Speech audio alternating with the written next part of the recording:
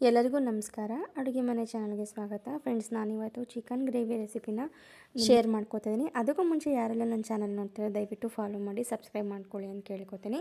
ಈ ಒಂದು chicken gravy ಬಂದು ನಾನು ಕಾಯಿ ಇಲ್ದಂಗೆ ಹಾಗೇ ಮಾಡುವಂಥದ್ದು. ಇದಕ್ಕೆ ಕಾಯಿ ಅವಶ್ಯಕತೆಯೇ ಇಲ್ಲ. ಈಗ ಬ್ಯಾಚುಲರ್ಸ್ ಆಗಿರ್ಬೋದು ಅಥವಾ ಇನ್ಸ್ಟೆಂಟಾಗಿ ನಾವು ಕ್ವಿಕ್ಕಾಗಿ ಮಾಡ್ಕೋಬೇಕು, ತೆಂಗಿನಕಾಯಿ ಇಲ್ಲ ಅಂತ ಅಂದರೂ ಕೂಡ ತುಂಬ ಈಸಿಯಾಗಿ ತಿಕ್ಕಾಗಿರೋವಂತಹ ಗ್ರೇವಿನೇ ಮಾಡ್ಕೋಬೋದು. ಸೊ ಹೇಗೆ ಅನ್ನೋದನ್ನ ವಿಡಿಯೋ ಶುರು ಮಾಡೋಣ.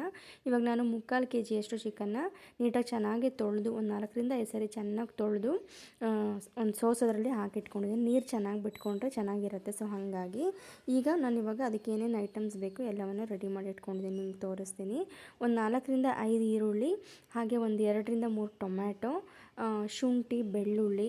ನೀವು ಒಂದು 3/4 kgಗೆ ಒಂದು 4 ಬೆಳ್ಳುಳ್ಳಿ, ಹಾಗೆ ಒಂದೂವರೆ ಇಂಚಷ್ಟು ಶುಂಠಿ, ಹಾಗೆ ಚಕ್ಕೆ, ಲವಂಗ, ಮೆಣಸು 1 ಸ್ಪೂನು, ಲವಂಗ ಒಂದು 3 ರಿಂದ 4 ಹಾಕ್ಕೊಳ್ಳಿ, ಚಕ್ಕೆ ಒಂದು ಇಂಚಷ್ಟು ಚಕ್ಕೆ ಹಾಕ್ಕೊಂಡ್ರೆ ಆಯಿತು. ಇದಿಷ್ಟು ನಾನು ಹಾಕ್ತಾ ಇರೋದು ಗ್ರೇವಿಗೆ. ಕಾಯಿ ನಾನು ಯೂಸೇ ಮಾಡ್ತಾ ಇಲ್ಲ. ಹಾಗೆಯೇ ಒಂದು ಬೌಲಲ್ಲಿ ನಾನು ಧನಿಯಾ ಪುಡಿ ಒಂದು 2 ಸ್ಪೂನಷ್ಟು ತೊಗೊಂಡಿದ್ದೀನಿ. ಖಾರದ ಪುಡಿ ಒಂದು 2-2.5 ಸ್ಪೂನು. ನಿಮ್ಮ ಖಾರಕ್ಕೆ ತಕ್ಕಂಗೆ ನೋಡ್ಕೊಂಡು ಹಾಕ್ಕೊಳ್ಳಿ. ಕೆಲವೊಂದು ಖಾರದ ಪುಡಿ ಖಾರ ಇತ್ತು ಅಂತಂದರೆ 1-1.5-2 ಸ್ಪೂನ್ಗೆ ಸಾಕಾಗುತ್ತೆ. ಇವಾಗ ನಾನು ಒಂದು ಜಾರ್ಗೆ ಇದೆಲ್ಲವನ್ನು ಗ್ರೈಂಡ್ ಮಾಡ್ಕೊಳ್ಳೋಣ.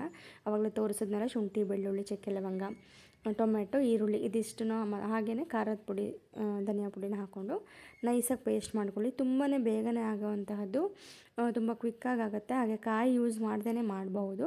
ಈಗ ನೋಡಿ, ಇದಕ್ಕೊಂದು ಸ್ವಲ್ಪ ನೀರು ಸೇರಿಸ್ಕೊಳ್ಳೋಣ. ನೀರು ಸೇರಿಸ್ಕೊಂಡು ನೈಸ್ ಪೇಸ್ಟ್ ಮಾಡ್ಕೊಳ್ಳಿ. ನೈಸ್ ಪೇಸ್ಟ್ ಆಗಿದ್ರೆ ನಮಗೆ ಚೆನ್ನಾಗಿರುತ್ತೆ, ಗ್ರೇವಿನೂ ಚೆನ್ನಾಗಿ ಬರುತ್ತೆ. ಈರುಳ್ಳಿ ಮತ್ತು ಟೊಮೆಟೊ ನಾವು ಸೇರಿಸೋದ್ರಿಂದ, ಸ್ವಲ್ಪ ಈರುಳ್ಳಿ ಕ್ವಾಂಟಿಟಿ ಜಾಸ್ತಿ ಹಾಕೋದ್ರಿಂದ ನಮಗೆ ಗ್ರೇವಿ ಚೆನ್ನಾಗಿ ಬರುತ್ತೆ.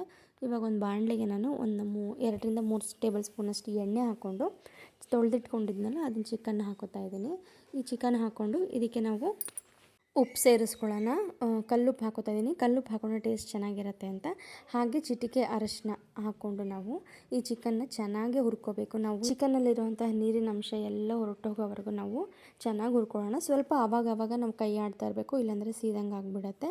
ನಾವು ತಳ ಹಿಡಿತಿದೆ, ಬಾಣಲೆಗೆ ಅಂಟ್ಕೋತಾ ಇದೆ ಚಿಕನ್ ಅಂದಾಗ ನಮಗೆ ನೀಟಾಗಿ ಚೆನ್ನಾಗಿ ಚಿಕನ್ ಬೆಂದಿದೆ ಅಂತ ಅರ್ಥ. ನೀರೆಲ್ಲ ಬಿಟ್ಕೊಂಡು ಅದರಲ್ಲಿ ಇರೋವಂತಹ ನೀರೆಲ್ಲ ಹೊರಟೋಗಿರುತ್ತೆ. ಆ ನಂತರ ನಾವು ಬೇಕಾದ್ರೆ ಮಸಾಲೆ ಸೇರಿಸ್ಕೋಬೋದು. ನೋಡಿ, ಅರಿಶಿನ, ಉಪ್ಪು ಎಲ್ಲ ಚೆನ್ನಾಗಿ ಮಿಕ್ಸ್ ಆಗಬೇಕು. ಮಿಕ್ಸ್ ಆಗಿ ಒಂದು 5 ನಿಮಿಷನಾದ್ರು ನೀವು ಇದೇ ಥರ ಚೆನ್ನಾಗಿ ಕುಕ್ ಮಾಡ್ಕೊಳ್ಳಿ. ಕೈ ಆಡದೇ ಇದ್ರೂ ಪರವಾಗಿಲ್ಲ. ಒಂದು ತಟ್ಟೆ ಮುಚ್ಚಿಟ್ಟು ನೋಡಿ, ಇವಾಗ ನೀರು, ಅದರಲ್ಲಿರೋವಂತಹ ನೀರೆಲ್ಲ ಬಿಟ್ಕೊಂಡು ಡ್ರೈ ಆಗಿರಬೇಕು. ಈ ಥರ ಬಾಣಲೆಗೆ ಅಂಟ್ತಾ ಇರಬೇಕು. ಸೊ ಆವಾಗ ನಮಗೆ ಇದು ಚಿಕನ್ ಚೆನ್ನಾಗಿ ರೋಸ್ಟ್ ಆಗಿದೆ ಅಂತ. ನಾವು ಇವಾಗ ಈ ರೋಸ್ಟ್ ಮಾಡಿಕೊಂಡ್ರೆ ನಮಗೆ ಟೇಸ್ಟ್ ಚೆನ್ನಾಗಿ ಬರೋದು, ಇಲ್ಲಾಂದರೆ ಹಸಿ ಥರ ಅನಿಸುತ್ತೆ. ಇವಾಗ ಇದಕ್ಕೆ ನಾವು ಆವಾಗಲೇ ಏನು ರುಬ್ಬಿಟ್ಕೊಂಡಿದ್ವಲ್ಲ ಮಸಾಲೆನ, ಅದನ್ನು ಸೇರಿಸ್ಕೊಳ್ಳೋಣ. ಮಸಾಲೆ ಹಾಕ್ಕೊಂಡು ನಾನು ನೀರು ಹಾಕೋಬಿಡಿ. ಮಸಾಲೆ ಹಾಕ್ಕೊಂಡು ಫಸ್ಟು ಒಂದು 5 ನಿಮಿಷ ಮಸಾಲೆಲೇ ಚೆನ್ನಾಗಿ ಬೇಯಿಸ್ಕೊಳ್ಳಿ. ಆವಾಗ ಚಿಕನ್ಗೂ ಕೂಡ ಚೆನ್ನಾಗಿ ಮಸಾಲೆ ಹಿಡಿದಿರುತ್ತೆ, ಚೆನ್ನಾಗೂ ಟೇಸ್ಟ್ ಇರುತ್ತೆ. ಸೊ ಹಾಗಾಗಿ, ಮತ್ತು ಈರುಳ್ಳಿ ನಾವು ಜಾಸ್ತಿ ಹಾಕಿರೋದ್ರಿಂದ ಈರುಳ್ಳಿ ಹಸಿ ವಾಸನೆ ಎಲ್ಲ ಹೊರಟೋಗಬೇಕು, ನಾವು ಮಸಾಲಲ್ಲಿರೋವಂಥ ಹಸಿ ವಾಸನೆ. ಸೊ ಹಾಗಾಗಿ ನೀಟಾಗಿ ಈ ಥರ ಕೈ ಆಡಿಕೊಂಡು ಒಂದು 5 ನಿಮಿಷ ಆದ ನಂತರ ನಾವು ಇದಕ್ಕೆ ನಿಮಗೆ ಎಷ್ಟು ಬೇಕೋ ನೀರನ್ನು ಸೇರಿಸ್ಕೋಬಹುದು. ದಯವಿಟ್ಟು ಯಾರೆಲ್ಲ ನನ್ನ ಚಾನಲ್ ನೋಡ್ತಾ ಇದ್ದಾರೆ ದಯವಿಟ್ಟು ಫಾಲೋ ಮಾಡಿ, ಸಬ್ಸ್ಕ್ರೈಬ್ ಮಾಡ್ಕೊಳ್ಳಿ. ಸೊ ನೀವು ಸಬ್ಸ್ಕ್ರೈಬ್ ಮಾಡ್ಕೊಂಡು ಫಾಲೋ ಮಾಡಿಕೊಂಡ್ರೆ ನಮಗೆ ಇನ್ನೂ ಒಳ್ಳೊಳ್ಳೆ ವೀಡಿಯೋಸ್ನ ಹಾಕೋದಕ್ಕೆ ನಾನು ಟ್ರೈ ಮಾಡ್ತೀನಿ. ಒಂದು ಒಳ್ಳೆ ಚಿಕನ್ ಗ್ರೇವಿ ಮಾಡಬೇಕು ಅನ್ನೋರು, ಬ್ಯಾಚುಲರ್ಸ್ಗಂತೂ ಇದು ತುಂಬಾ ಯೂಸ್ಫುಲ್ ಅಂತಲೇ ಹೇಳ್ತೀನಿ. ತುಂಬ ಕ್ವಿಕ್ಕಾಗಿ, ತುಂಬ ಬೇಗನೆ ಮಾಡ್ಕೋಬಹುದು.